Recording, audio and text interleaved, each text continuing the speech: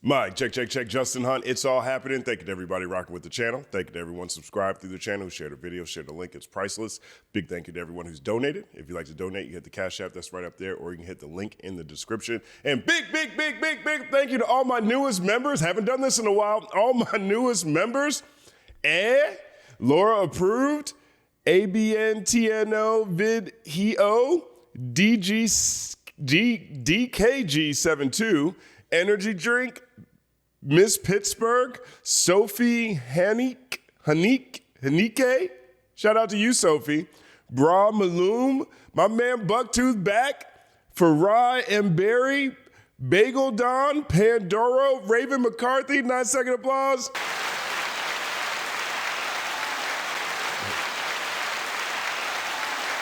Thank you. Blessed, highly favored, happy Wednesday, everyone. I've had a lot going on, and I thank you guys for the support. We had a very successful first Culture United Live at the Grammy Museum in partnership with the Recording Academy during BET Week. 1-second applause to that. There will be more coming. There will definitely be more coming. I'm actually in talks with them now too for another event, so I'll let you guys know when that's coming. Also, quick update, I will be hosting a live conversation with Tech9 later this month, and so I'll post about the details once we have the flyer and everything. But if you're in Los Angeles, we'd love for you to come out and celebrate the Titan that is Tech9, straight out of Kansas City. 1-second applause. Also, thank you to everyone who watched my review of Lil Wayne's The Carter 6. I can't remember a project that I listened to that I felt that offended by. And it looks like I'm not alone, because most of the other reviews that are coming in seem to echo the tone that I had, seem to echo the reaction. Same thing with the public reaction. Also, that video has 99.3% thumbs up, which I can't remember the last video that I've had that's had that you guys agreed on that much. So I appreciate you guys for watching it. If you haven't seen it, take a look at it. It's on the channel. Anything in red is a breakdown. Anything that has a red thumbnail, red banner with the words in it on the thumbnail, that is a scripted piece. And so that's the easiest way to tell from a distance if I'm doing more of a news podcast style reactionary news video, or if I'm in scripted mode with a breakdown. And there's 2 other scripted pieces that are in the works right now. I'm actually very inspired by a number of things that have been taking place over the course of this year. There, I finally got it right. And that Lil Wayne piece was just a pretty quick script, I shall say. But thank you for support around that too. And so now we're back. So we've got a few stories I'm recording today. And up first, there is a new update in the Drake versus UMG defamation case. So where we left off last time, Drake filed a memorandum to convince the court to dismiss UMG's motion to dismiss. And we read through the entire document. And so today's document is UMG's recordings reply in further support of its motion to dismiss plaintiff's amended complaint. And so we've gone through several rounds of this. I keep covering these things pretty much word for word and reading through the entire documents. One, I personally find it fascinating. 2, I think this case has significant ramifications on the way rap battles will be treated going forward. And 3, this is brand new territory. So I don't think that there's anything comparable in hip hop history than this case. Not to say that there haven't been other lawsuits, but we haven't seen a lawsuit to this extent over a rap battle where one artist is suing his label for distributing a diss track after distributing tracks for both parties, right? So we're in somewhat of uncharted territory here. And let's keep going for the ride. So here's the latest document. All right, this one's much shorter, but let's take a look. Here's how UMG starts the document. Drake's opposition is a model of obfuscation. Ooh, coming in sharp. It confuses and conflates distinct legal principles, relies on conclusory allegations, and perhaps most egregiously, ignores the critical context surrounding the statements at issue, as well as the law that requires this court to consider that context. In short, Drake's opposition fails in every respect. Just nothing but failure, Drizzy. 1 second applause. It's funny. I saw a Maul post the other day that Drake has a bomb on his new album, right? And I think he's called himself Iceman. Iceman has a new bomb. Not sure if it's the time to call yourself Iceman. You're already suing. You already went to them boys, went to them folks because you lost a rap battle. Now you're calling yourself Iceman. Well, ICE is raiding cities nationwide. So in short, Drake's opposition fails in every respect. 1 second applause. All right. Assessed in light of the correct legal standards, Not Like Us conveys non-actionable opinion and rhetorical hyperbole. This is particularly evident when considered in reference to the established body of defamation law, where statements involving allegations of PDF, Torian, vitriolic diss tracks, Rappaport, and statements far more likely than rap lyrics to suggest factual pronouncements, Brian, or released in context of signaling far more sober analysis than a diss track, Immuno, have been deemed not actionable as a matter of law. Drake responds to these arguments by doubling down on his argument that a handful of cherry-picked anonymous online comments authored by handles like "Oh No" are evidence that millions of people saw Not Like Us as fact-based. But this argument is simply a continuation of rhetorical hyperbole that permeates this dispute. It is not cognizable, and in all events does not convert non-actionable opinion into actionable fact. Drake's claim should be dismissed, right? So now they're going to go through the 4 different arguments where they're basically rebutting the 4 arguments that Drake's team's made. And Drake's team spent a lot of time in their last memorandum trying to take the foundation from beneath Rappaport, Brian, Tory, and these other cases that were just mentioned here, taking the bottom out and say, hey, these aren't even good examples. And so one of the things they did with Rappaport, for example, which is the Michael Rappaport case against Barstool Sports that included a diss track and an incendiary video, one of the things that they did in that, their most recent filing, was they tried to say, well, obviously this is hyperbole. Look, they called him a cracker, and they have a cracker walking down a Brooklyn street. And so in this document, UMG is going to say why all of Drake's team's arguments are at best in bad faith, right? And at worst, don't apply at all here. So let's get into it. Argument 1. Drake fails to state claims for defamation. The statements are non-actionable opinion. As detailed in UMG's motion, the tone, apparent purpose, and broader context of Not Like Us convey non-actionable opinion and rhetorical hyperbole, not fact. Motions 9 through 19. The question of fact versus opinion is a matter of law for the court and thus appropriately raised at the motion to dismiss stage. Definitively found versus New York Times Co. Drake first misstates the relevant standard. Quoting Goldfarb versus Channel One Russia, Drake contends that the actual meaning of allegedly defamatory words must ultimately be determined at trial. But the potential of Goldfarb, on which Drake relies, has nothing to do with fact versus opinion and instead relates solely to the distinct question of whether a statement is capable of defamatory meaning. On the relevant question of the fact versus opinion, New York Court of Appeals Authority makes clear that the issue is for the court to resolve. The court must assess the content of the communication as a whole, including its tone and apparent purpose, and the overall context in which the assertions were made. I wonder why they have this hyphen here, overall. I wonder if that's like how it's written in legalese. I'm not used to seeing a hyphen, a dash in the middle of overall. Maybe that's British. 1 second applause to the British. And determine on that basis whether the reasonable reader would have believed that the challenged statements were conveying facts about the libel plaintiff. This is an objective test based on reasonable person standard, such that even statements that are capable of being proven false may still be non-actionable opinion. When assessed in context, Rappaport versus Barstool Sports is the example that they list here. So in the original, not the original, but this previous document, UMG spent a lot of time saying that, well, this is more than just non-actionable opinion because of the tone of how Not Like Us was written. A reasonable listener would listen to that and think, oh man, Kendrick really knows some dark things about Drake, and so this all must be based on fact. That's largely what they were arguing here. So this is their rebuttal to that. And one of the things that they said in the previous document was that, yeah, all well and good, whatever you're saying, UMG, but at this current stage, the court, the court doesn't settle these things at the motion to dismiss stage. These are things that would be hashed out in discovery or if things went to court. And here, what UMG is currently doing is rebutting that argument that they made.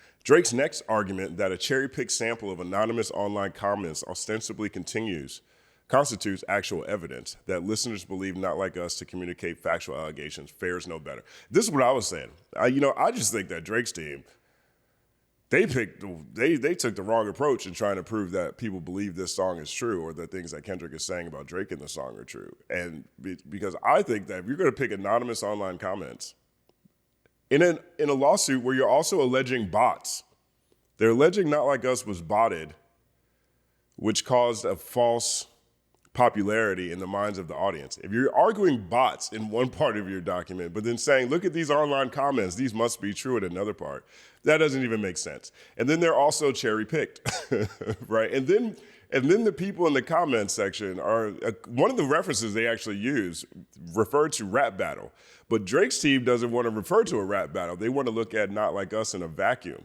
So it's just all over the place to me. We talked about this in the last video. Check it out if you missed it. But here's UMG right here bringing up that this online comments thing using anonymous bots to prove that millions of people believe Not Like Us is true just doesn't really make sense. First, Drake misrepresents the Rappaport record, stating the plaintiff and Rappaport did not even argue on summary judgment that the allegedly defamatory material was factual based on the online comments. Not so. Rappaport made the argument in both his initial brief, Rappaport's podcast was swarmed with thousands of negative reviews and negative comments repeating defendants' vile statements, which evidences the extent the audience perceived Barstool's accusations are true. And his reply, Rappaport, ECF, number 142, ability for defendants' statements to be understood as true is further evidenced by the fact that their statements were in fact understood as such, based on thousands of negative reviews and negative comments. The argument was squarely presented as presented and properly rejected. So what they're saying is, one thing that UMG said, or Drake's team said rather, was that Rappaport isn't relevant because at the motion to dismiss stage, they didn't even, say that. They didn't use online comments to help prove that defamation, part of their defamation case. And UMG said, no, that's not true, actually. You guys need to do better research. We don't believe you. You need more people. That's what they said. That's what they're saying now. So here's the footnote. Drake's other efforts to distinguish Rappaport ignores the obvious similarities between the cases. See motion 12 and 13. And Drake's argument that Rappaport does not justify dismissal at the pleading stage. Op 12 is a red herring, as there was no motion to dismiss in Rappaport. Boom. They're just saying stuff. Wow, these are pretty good rebuttals. Drake's authorities are likewise unconvincing, right? That's what that means. Drake's authorities are likewise unavailing. In Fietzo versus Keem, the court applying California law elected to take no account of social media posts allegedly showing comments believed the statements to be fact. At 5 through 7, far from making Drake's point, Fietosa reinforces that such comments have no relevance. The dicta Drake cites from Palin versus New York Times concerns the distinct issue of whether statements are capable of being proven false, not whether their tone and context indicate to a reasonable person that the statements are opinion. That was a huge part of Drake's team's case, right? They're saying, well, these things are defamatory because they can be proven. They're defamatory because a reasonable person wouldn't be able to distinguish that. And the UMG saying that's not actually what the case law said. That's not actually what happened at Palin. And they're talking about the Sarah Palin case against the New York Times. Sarah Palin sued the New York Times for defamation and libel and ended up losing the case. I pointed that out last time too. I'm like, Palin lost that case, which is crazy. Belavia, Blatton, Crossit, PC versus Kell Partners likewise reinforces that online comments are themselves opinion and not properly treated as statements of fact. Now, if the judge sees this part right here, the way that UMG is arguing against Drake's team, that takes a big chunk out of what Drake's team has been arguing this whole time, because they, again, have been using a handful of podcasters and anonymous quotes from Twitter and from YouTube to prove that Not Like Us was defamatory to Drake and people believe what Kendrick was saying. And If the judge reads this the way that UMG is arguing, based on this case right here, Belavia Blatt and Crossett PC versus Kellen Partners, likewise reinforces that online comments are themselves opinion and not properly treated as statements of fact. Because that's the other side of it. Again, I'm saying they're arguing bots were used to boost the song. Well, bots are over there. Bots can be in these comment sections. And if the law has looked at online comments as not statements of fact, but as opinion, then that makes it very difficult for that whole thread of argument to stand up. So it'll be very interesting to see how the judge looks at this. Drake's other arguments also fail. His conclusory claim that the amended complaint plausibly alleges that millions, not a handful, of people understood the lyrics as factual comes nowhere close to meeting his potential standard. The only basis he provides in his selection of approximately 60 cherry-picked anonymous comments that are inherently unreliable, see Motion 15, Amendment 2. So here's the footnote here. Drake claims numerous statements from the press, commentators, and podcasts express belief in the allegations, but he cites only 4, none of which state such explicit belief. Okay, they're calling him out on his own notes. Given this unreliability, New York courts have consistently treated statements made in online forums as statements of opinion rather than fact. That online commentators have an opinion about the statements of opinion and not like us does not magically transform the latter into fact. Does not magically transform, 1 second applause, magically delicious. Critically, Drake makes no attempt to address the apparent purpose of Not Like Us. This is a big point. This is a big point. This is what I think all of us have been saying this. All of us who've been following along with these documents, it is wild watching Drake's team try to separate Not Like Us from the broader context. Because they do not. I mean, we haven't even finished this sentence yet, but I haven't seen Drake's team make an attempt to address the purpose of Not Like Us. That is a big deal here. That is a big deal here. Let's see how they wrote this. Critically, Drake makes no attempt to address the apparent purpose of Not Like Us, presumably because he recognizes that the track's purpose, to out-diss Drake, signals to the audience that they are hearing a highly partisan point of view. Amuno AG versus Morjanowski, rather than a factual assessment by a disinterested observer, which is Rappaport. The tone of Not Like Us, rife with name-calling, anger, vitriol, and exaggerated words and imagery, denotes the same. Drake's attempts to distinguish the remaining cases in UMG's motion are wholly unpersuasive, as in those cases, even as described by Drake, Not Like Us is filled with heated and absurd rhetoric. These cases further establish that accusations and rumor are typically classified as opinion. Bryan versus Richardson. Equally compelling is Drake's assertion that cover art with 13 S-offender icons is intended to convey fact. The very over-the-top number of icons reflects rhetorical hyperbole. 1 second applause. That's funny.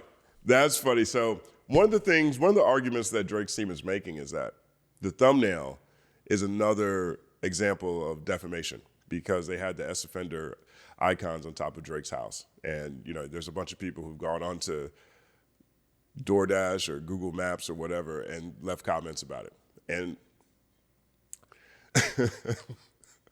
UMG is saying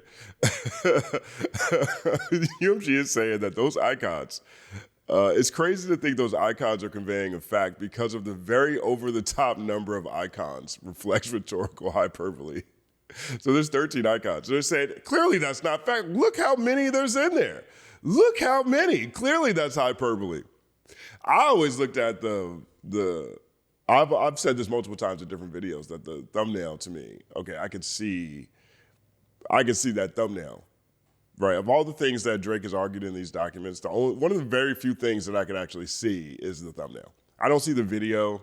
They're up here quoting the wop, wop, wop is violence. They're using the pinata portion as an example of violence against Drake. I don't see any of that stuff. But the thumbnail, if you're not really paying attention, might indicate something for real, right? But they're like, no way, there's 13. That lets you know it's hyperbole. There wouldn't be 13 of them over there, right? Right? 1 second applause. Drake's argument that none of UMG's cases involved allegations of PDF is false. In Touraine versus Liu, The court held statements calling plaintiffs a sick PDF loser made during a war of words were non-actionable opinion, and courts routinely find the tone renders statements non-actionable even when they involve allegations of criminality. That's right. And so I didn't even remember that actually when I was reading Drake's previous filing, because I saw that part and I was like, wait a minute, that doesn't feel right, but I couldn't remember where it was. And UMG, to their credit, they've done, in my opinion, a very solid job of finding legal precedent, different court cases that had elements of this case. I think they did a pretty solid job here, and here's another example of it. Drake's team said that none of those cases involve PDF because PDF's the worst thing in the world. And, that's one of the arguments they've been making. And even the whole OVO community has been making that argument. Apparently PDF is too far because it's the worst thing to call someone, particularly in this era, which is another thing that Drake's team argued in their previous filings. UMG is saying that's not true. We got one right here. You know what I mean? So whether the judge sees that as significant, we'll have to wait and see. But again, like I said, I think UMG's done a pretty decent job of picking out cases that have elements that are very similar to what we're experiencing here with this Drake's lawsuit. As to the broader extent, this is an archetypal case where a reasonable listener would anticipate the use of epithets, fiery rhetoric, and hyperbole. Faced with this fact, Drake seeks to confine the court to a self-serving version of events in which Lamar woke up one morning and simply called Drake a PDF. But this ignores reality, even as pled by Drake. Drake concedes that Not Like Us was a diss track released as part of a rap beef. They finally did that. They finally actually mentioned rap beef in their previous memorandum. He nevertheless contends the court cannot take judicial notice of multiple exhibits, including the lyrics of other diss tracks in the feud and related press coverage. But as UMG showed, courts routinely take judicial notice of the fact that press coverage contains certain information. Media reports detailing widely documented events that plaintiffs themselves reference or generally acknowledge in their pleadings, and song lyrics. Moreover, most of the exhibits are cited in the first amended complaint, and thus are also incorporated by reference. So what they're saying is they're calling Drake out on the hypocrisy of their argument. They're saying Drake wants us to think that Not Like Us was in a vacuum. Like Kendrick just woke up and called Drake a PDF out of nowhere, right? But then they'll recognize that, yeah, this was a rap beef. But then at the same time, they're arguing that the court can't pay attention to any of the other exhibits that are part of this conversation. So they're basically saying Drake's team wants to have their cake and eat it too. And I think that's pretty much been Drake's career. Drake never acknowledges the well-established doctrine in these cases. Instead, he again relies on fiatosa. But that decision does not even mention judicial notice. Moreover, fiatosa was concerned about an incomplete record. That is not the case here, where most exhibits are materials cited in the First Amended complaint, including lyrics and news coverage concerning a rap beef that the First Amended complaint acknowledges. Drake's contention that a reasonable listener would not be familiar with the feud, a ubiquitous news story, likewise blinks reality. That's true. I mean, we saw the Today Show covering this. We saw political talk shows make reference to this. It was on magazine covers. It was a trending topic for the entire week, at least. This story was everywhere. And so, I mean, there's all kinds of videos of people who had their kids explain to them what was happening between Drake and Kendrick. So I'm not mad at them saying this blinks reality, because that really was everywhere. I mean, this was a battle that passed the grandma test. Moreover, Drake himself cites several articles and podcasts concerning Not Like Us, all of which reference the broader feud, as do the anonymous comments on which Drake so fervently relies. Example, Jesus Christ talk about winning a rap battle.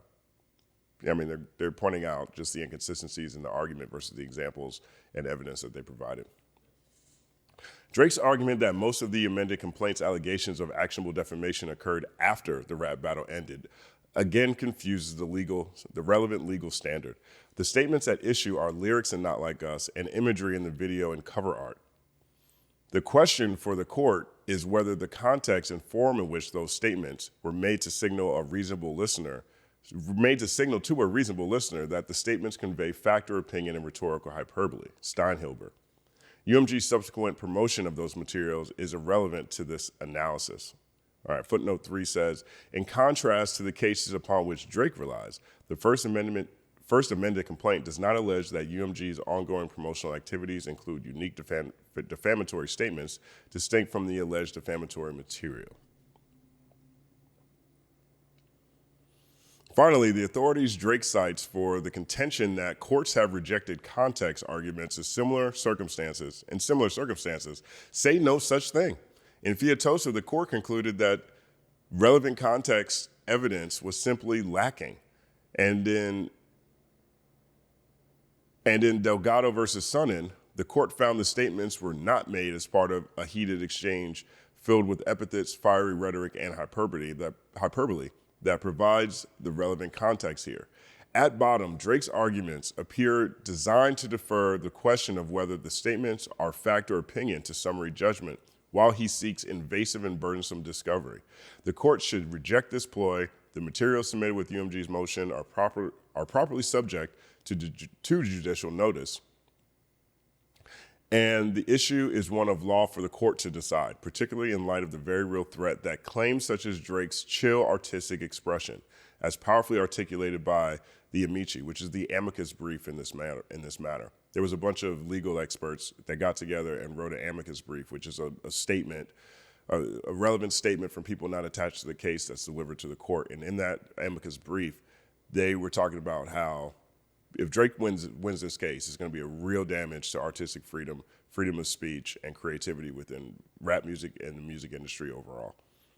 And so UMG is acknowledging that. Drake's team, on the other hand, said, this is a good legal theory. I think this amicus brief might be interesting for a law class, but we shouldn't think about it here. That's so funny. 1 second applause. And recognized by Drake himself, the time to dismiss this claim is now. And I think this recognized by Drake himself, it's not footnoted here, but it's an example exhibit A, excuse me. I think that is referring to UMG when they talked about Drake signing a letter previously that was about supporting freedom of speech in music. Which one was that about? I know they made that reference, but I can't think of the exact example of Drake doing that they were talking about. But that's why that's right there, and that's why it's in italics. B, the statements are not mixed opinion. Drake's claim that the lyrics of Not Like Us imply they are based on additional facts fails because, 1, the tone of the context of Not Like Us do not imply factual basis. 2, the statements cannot reasonably be understood to convey undisclosed facts. And 3, the statements relate to rumors and incidents that are widely known and that Drake himself acknowledged. See motion 16 through 19. Drake does not confront any of those arguments. As to 1, Drake has no answer to UMG's argument in case law concerning tone and context. His claim fails for that reason alone. Right, and so he didn't reply to that point that UMG made in their previous filing. As to 2, Drake again points to the selection of online comments. As discussed, they provide no legal support.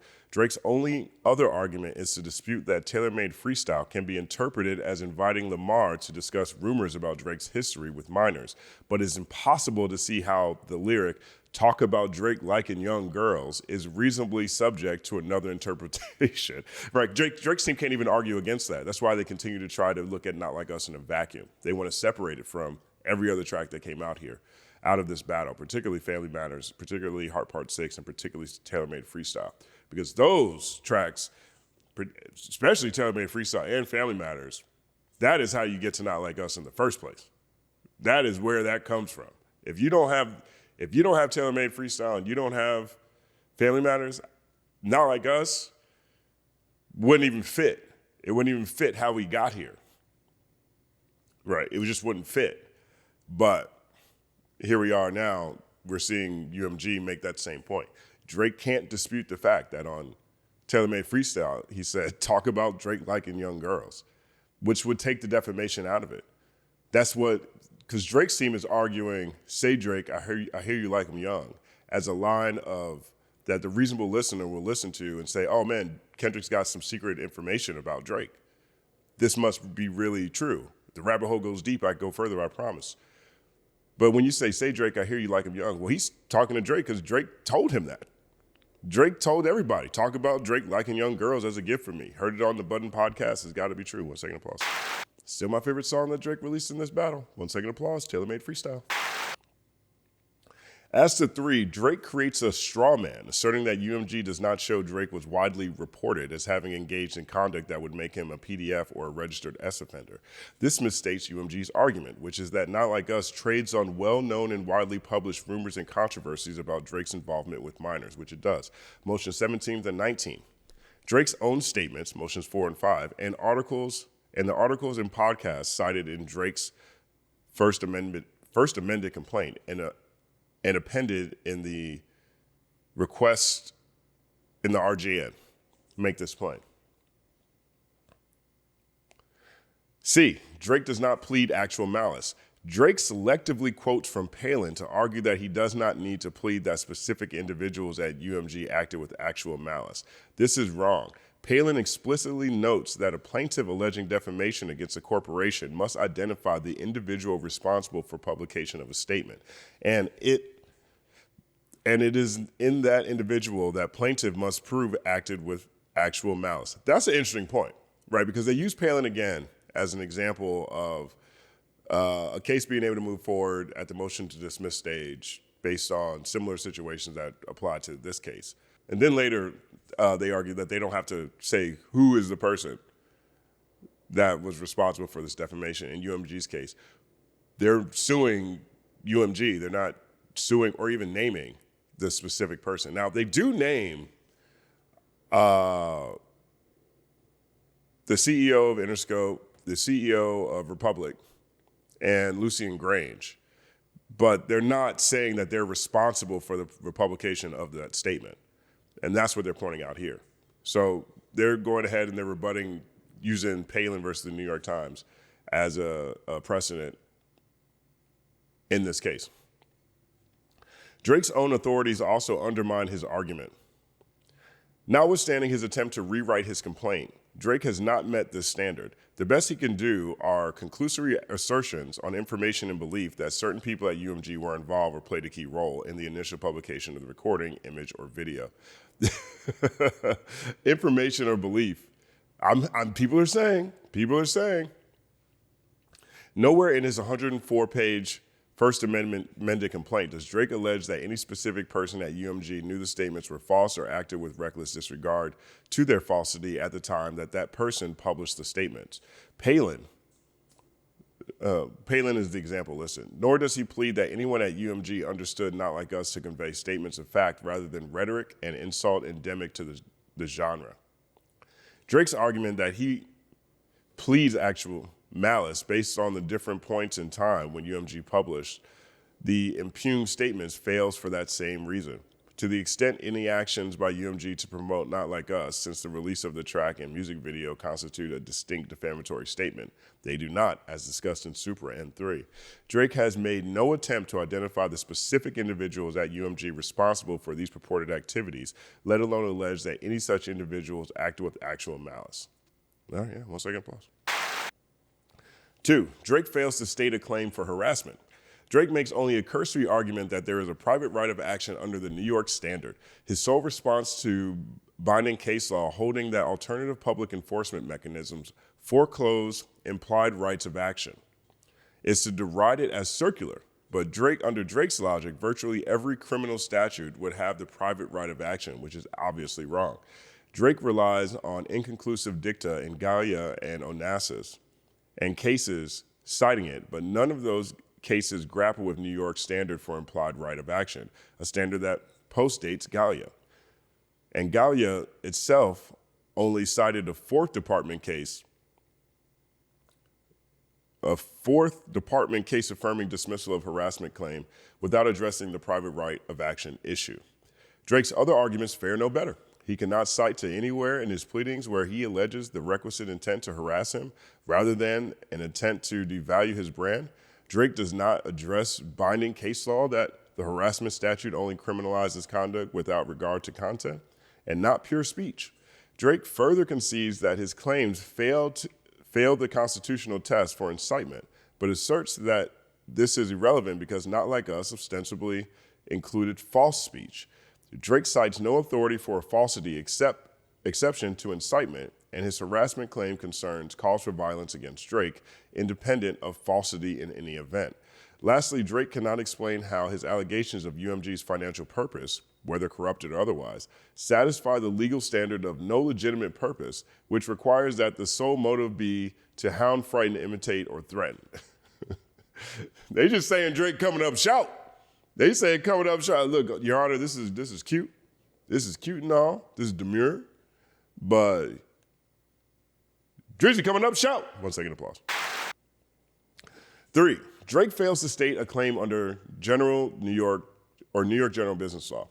Drake argues he may plead his General Business Law 349 claim based on information and belief, but as the case law UMG cited and Drake ignores explains, such allegations must be accompanied by a statement of the facts upon which the belief is founded and cannot rest on pure conjecture and speculation. The case Drake cites likewise acknowledges that a factual basis for the assertion pleaded is necessary. As to the limited factual allegations Drake identifies in support, a podcast and Twitter posts, only one of which mentions UMG, Drake never contests case law cited by UMG, showing that these allegations are insufficient. Drake likewise cannot defend his failure to allege materiality. Drake asserts that it is enough to allege that reasonable music consumers do not assume that labels are making clandestine back-channel payments. However, merely alleging that consumers are not likely to know some fact is not enough to establish materiality because there is no obligation under general business law to provide whatever information a consumer might like to know.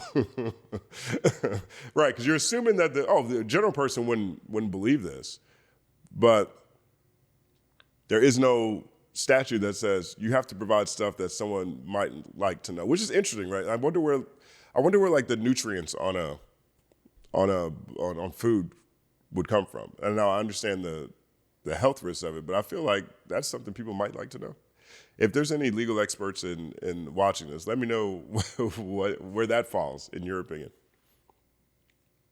Tellingly, Drake's materiality argument only quotes the objective definition of misleading claims for Orlando versus Staples, but materiality is a separate element that he has failed to allege.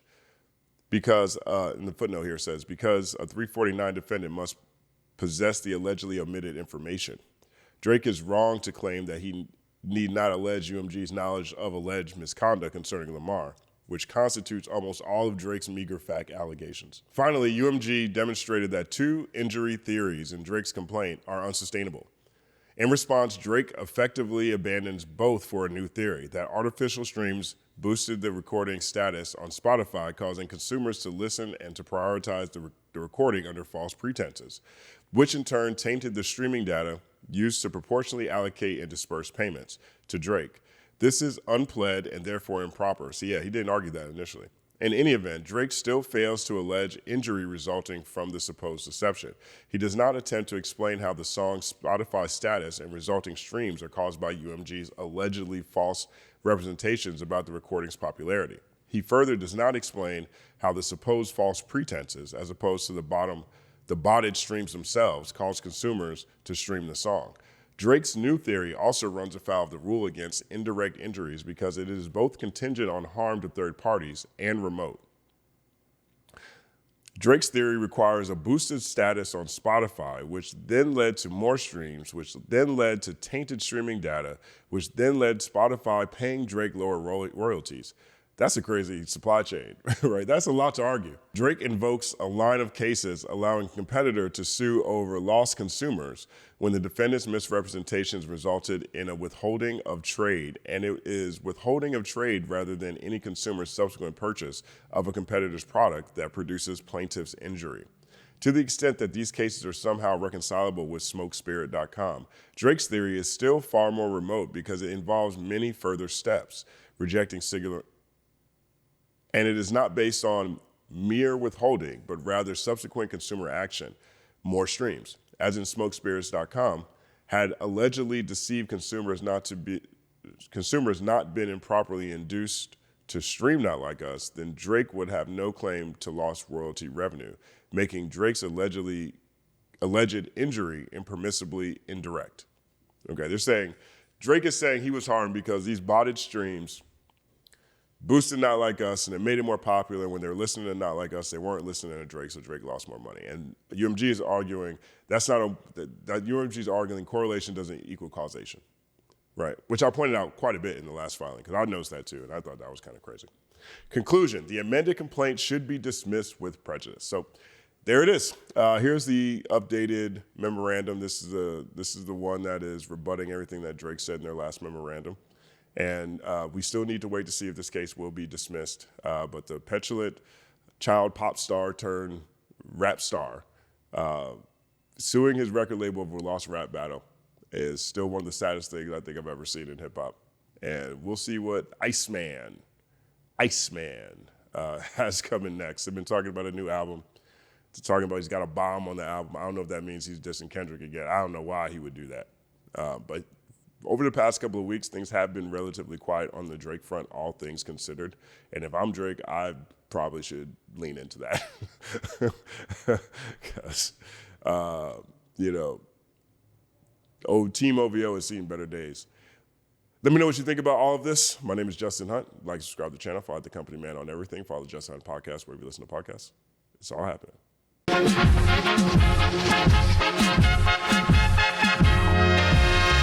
Justin Hunt is here, it's all happening.